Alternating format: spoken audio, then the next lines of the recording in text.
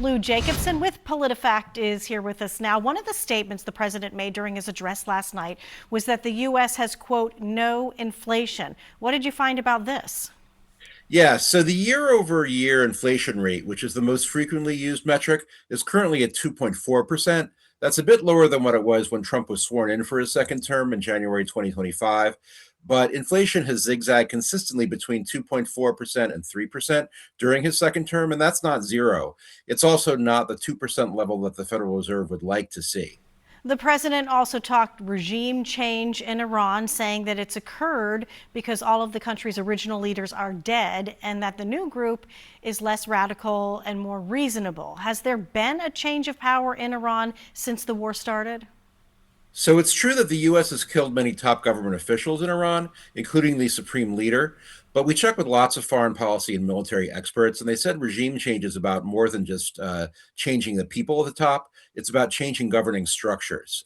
So while the top people have changed, the government structure seems to be firmly in place and still keeping a tight hold on power and not changing its governing principles.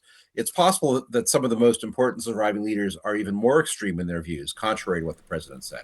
And when it comes to oil in the Middle East, what did you find about the president's claim last night that the U.S. is now, quote, totally independent of the Middle East and the U.S. doesn't need their oil? Yeah, so it's true that the U.S. produces a lot of crude oil, and a relatively small share of what the U.S. uses directly comes from the Strait of Hormuz, which is currently being blocked. But it's not clear that the U.S. could meet its consumption needs on its own from its own oil. That's because a lot of the crude oil drilled in the U.S. can't be refined here into gasoline for a technical reason. So the U.S. sells that oil overseas and then has to buy foreign oil to fill that gap. Fixing the refinery problem would be expensive and would take years to complete.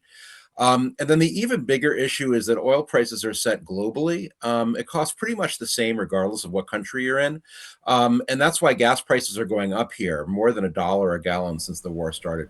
The president also talked about investments, saying there are record-setting investments of over $18 trillion coming into the U.S. What did you learn about that claim? So this is something that he's said probably dozens of times, but it's pretty dubious. First, the White House's own website cites a figure of 10.5 trillion, which is quite a bit less than what he's been saying, 18 trillion. And then beyond that, much of the 10.5 trillion consists of pledges, which may not pan out in the end. It's like promises, but it's not guaranteed.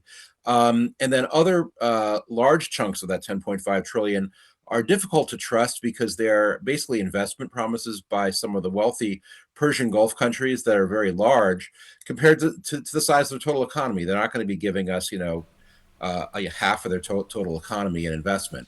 And then furthermore, the current war has cast into doubt whether those same countries can keep selling their crude oil, which is really a necessity to keep up those promises.